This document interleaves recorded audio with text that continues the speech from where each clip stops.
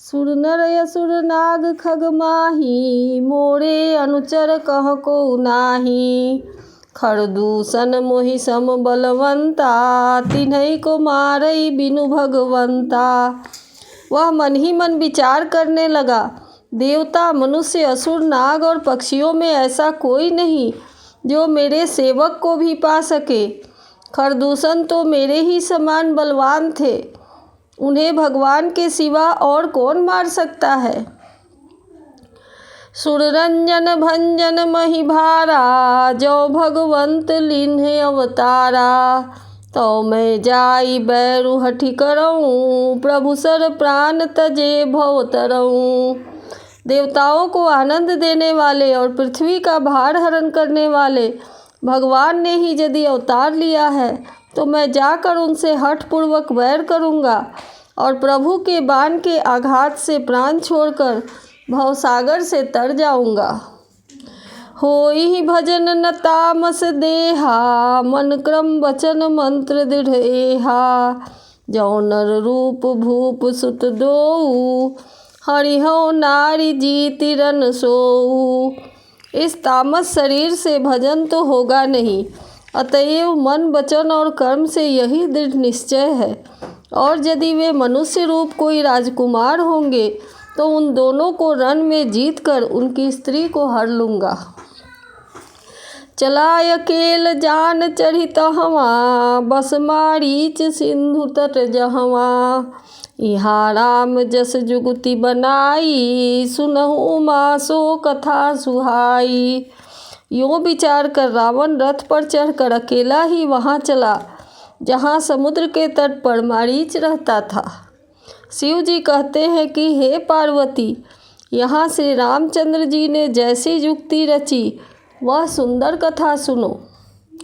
लक्ष्मण गए बनहि जब, लेन मूल फल कंद। जनक सुतासन बोले, बिहसी कृपा सुख कंद। लक्ष्मण जी जब कंद मूल फल लेने के लिए वन में गए, तब अकेले में कृपा के सागर श्री रामचंद्र जी हंसकर जानकी जी से बोले, सुनहु प्रिया व्रत रुचिर सुशीला, मैं कछु करब ललित नर लीला। तुम पावक महु करहु निवासा, जो लगी करो निशाचर नासा। हे प्रिय, हे सुंदर पतिव्रत धर्म का पालन करने वाली सुशीले, सुनो, मैं अब कुछ मनोहर मनुष्य लीला करूँगा। इसलिए जब तक मैं राक्षसों का नाश करूँ, तब तक तुम अग्नि में निवास करो। जब ही राम सब कहा बखानी, प्रभु पद धरिहि अनल समानी। निज प्रतिबिंब राखी तह सीता, तैसे शील रूप सुबिनीता। श्री राम जी ने ज्यों ही ये सब समझाकर कहा, त्यों ही श्री सीता जी प्रभु के चरणों को हृदय में धरकर अग्नि में समा गई। सीता जी ने अपनी ही छाया मूर्ति वहाँ रख दी, जो उनके जैसे ही शील स्वभाव और रूप वाली तथा वैसे ही विनम्र थी। लक्ष्मण हूँ यह मरम न जाना, जो कछु चरित रचा भगवाना। 10 मुख गयौ जहाँ मारीचा, नाई माथ स्वार्थ रत नीचा। भगवान ने जो कुछ लीला रची, इस रहस्य को लक्ष्मण जी ने भी नहीं जाना। स्वार्थपरायण और नीच रावण वहाँ गया जहाँ मारीच था और उसको सिर नवाया। नवन नीच के अति दुखदाई, जिमि अंकुश धनु उरग बिलाई। भयदायक खल कै प्रिय बानी, जिमि अकाल के कुसुम भवानी। नीच का झुकना भी अत्यंत दुखदाई होता है, जैसे अंकुश धनुष सांप और बिल्ली का झुकना। हे भवानी, दुष्ट की वाणी मीठी भी उसी प्रकार भय देने वाली होती है, जैसे बिना ऋतु के फूल। करी पूजा मारीच तब, सादर पूछी बात। कवन हेतु मन व्यग्र अति, अक्सर आयहु तात। तब मारीच ने उसकी पूजा करके आदर पूर्वक बात पूछी, हे दात, आपका मन किस कारण इतना अधिक व्यग्र है और आप अकेले आए हैं। 10 मुख सकल कथा तेहि आगे, कही सहित अभिमान अभागे। हो कपट मृग तुम छलकारी, जेहि विधि हरिया नौ निप नारी। भाग्यहीन रावण ने सारी कथा अभिमान सहित उसके सामने कही और फिर कहा, तुम छल करने वाले कपट मृग बनो, जिस उपाय से मैं उस राजवधू को हर कर लाऊं। तेहि पुनि कहा सुनहु 10 सीसा, ते नर रूप चराचर ईसा।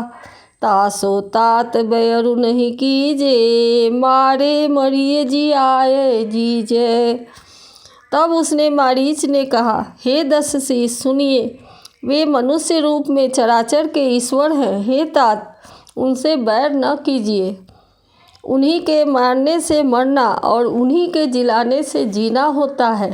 सबका जीवन मरण उन्हीं के अधीन है। मुनिमख रावण गयउ कुमारा, बिनु फर सर रघुपति मोहि मारा। सत जो जन आयउ छन माही, तिन सन बैर किए भल नाही। यही राजकुमार मुनि विश्वामित्र के यज्ञ की रक्षा के लिए गए थे।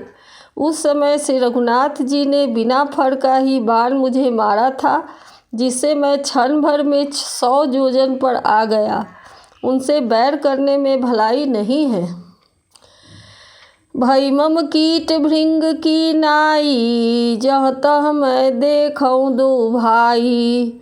जो नर तात तदपि अति सूरा, तिन्हि विरोध न आई ही पूरा। मेरी दशा तो भृंगी के कीड़े के हो गई है। अब मैं जहाँ तहाँ श्री राम लक्ष्मण दोनों भाइयों को ही देखता हूँ। और हे तात, यदि वे मनुष्य हैं तो भी बड़े शूरवीर हैं। उनसे विरोध करने में सफलता नहीं मिलेगी। जेहि तारका सुबाहु हति, खंडेउ हर को दंड। खरदूषण तिसिरा बधेउ, मनुष्य की अस बड़ी बंड। जिसने तारका और सुबाहु को मारकर शिव जी का धनुष तोड़ दिया और खरदूषण और त्रिशिरा का वध कर डाला, ऐसा प्रचंड बलि भी कहीं मनुष्य हो सकता है। जाहु भवन कुल कुशल बिचारी, सुनत जरा दीन्हि सि बहुगारी। गुरु जिमि मूढ़ करसि मम बोधा, कहु जग मोहि समान को जोधा। अतः अपने कुल की कुशल विचार कर आप घर लौट जाइए। यह सुनकर रावण जल उठा और उसने बहुत सी गालियाँ दी, दुर्वचन कहे। कहा, अरे मूर्ख, तू गुरु की तरह मुझे ज्ञान सिखाता है। बता तो संसार में मेरे समान योद्धा कौन है। तब मारीच हृदय अनुमाना, नवहि विरोधे नहीं कल्याणा। शस्त्री मर्मी प्रभु सठ धनी, वैद बंदी कवि मानस गुनी।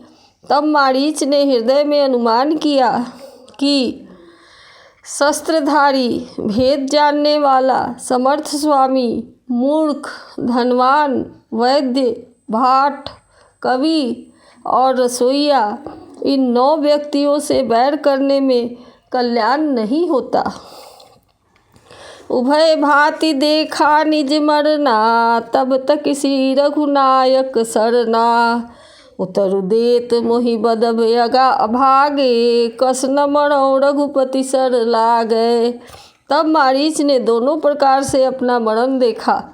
तब उसने श्री रघुनाथ जी की शरण अर्थात उनकी शरण जाने में ही कल्याण समझा। सोचा कि उत्तर देते ही नाही करते ही यह अभागा मुझे मार डालेगा, फिर रघुनाथ जी के बाण लगने से ही क्यों न मरूं।